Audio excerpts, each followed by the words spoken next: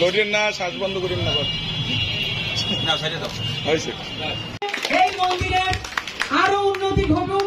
আমরা যদি আমাদের দল ক্ষমতায় যায় অবশ্যই আপনাদের এই মন্দিরের আরো উন্নতি, আমাদের আগামী দিনে ধানিশিষ্টি বিজয় করবেন, আমাদের পাশে থাকবেন, আমাদের তারেক রহমানের পাশে থাকবেন, আমাদের দেশনেত্রী হাতকে শক্তিশালী করবেন, এই আশাবাদ ব্যক্ত করে আমি আমার সংক্ষিপ্ত বক্তব্য শেষ করছি। বাংলাদেশ শুভনন্দায় যারা রয়েছেন সকলকে জানাচ্ছি আমার ব্যক্তিগত পক্ষ থেকে, আমার বরিশাল মহানগর বিএনপির পক্ষ থেকে এবং আমার বিএনপির ভারপ্রাপ্ত চেয়ারম্যান সাংগঠনিক অভিভাবক জনাব তারেক রহমানের পক্ষ থেকে শারদীয় শুভেচ্ছা ও অভিনন্দন। আমাদের ধর্ম যার যার, উৎসব সবার, ধর্ম যার যার, রাষ্ট্র সবার, ধর্ম যার যার, বাংলাদেশটি আমাদের। তাই আজকের এই উৎসব আমরা সকলেই ভাগাভাগি করে নেব এবং আগামী দিনে এই সুন্দর পরিবেশে আমাদের আজকের এই যে পূজা উদযাপন হচ্ছে, আমি সকলকে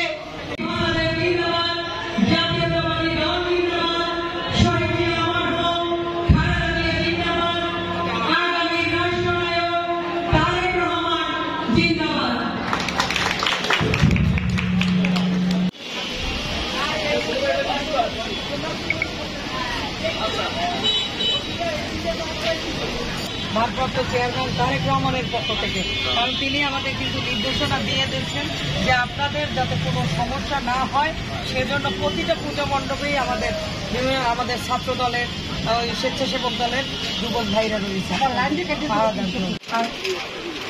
দশভূজা হালদার মন্দিরে সকল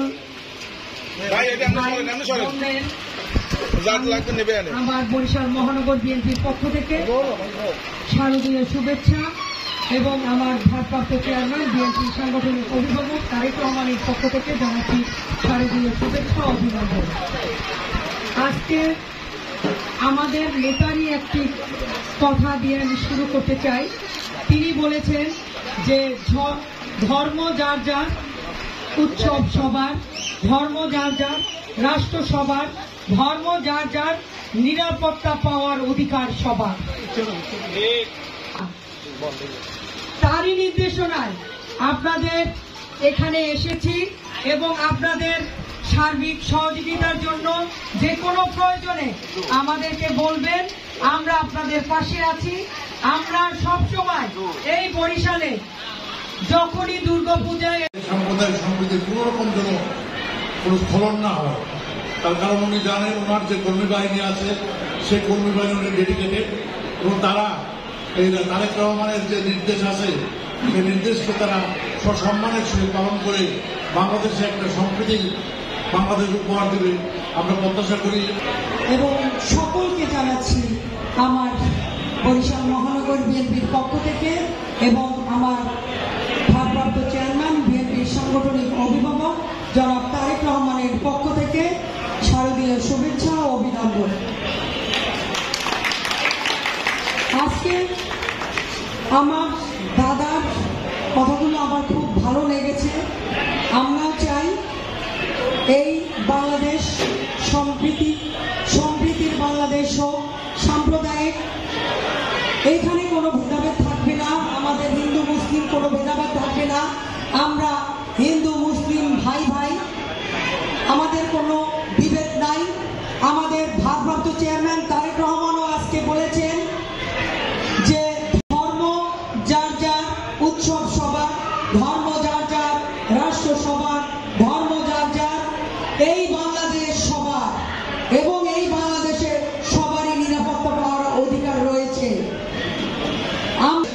আমরাও চাই আগামী দেশ বাংলাদেশ নতুন বাংলাদেশ হোক, কারণ দীর্ঘ 17 বছর এই ফ্যাসিস্ট হাসিনার কবলে বাংলাদেশে কোনো সুশাসন ছিল না, আইনের শাসন ছিল না, মানুষের কোনো নিরাপত্তা ছিল না, এমনকি মায়ের পেটের শিশুটিরও নিরাপত্তা ছিল না।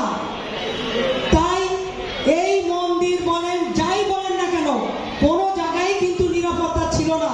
তখনও কিন্তু মন্দির ভাঙা হয়েছে, বিভিন্ন ধরনের হিন্দুদের উপর অত্যাচার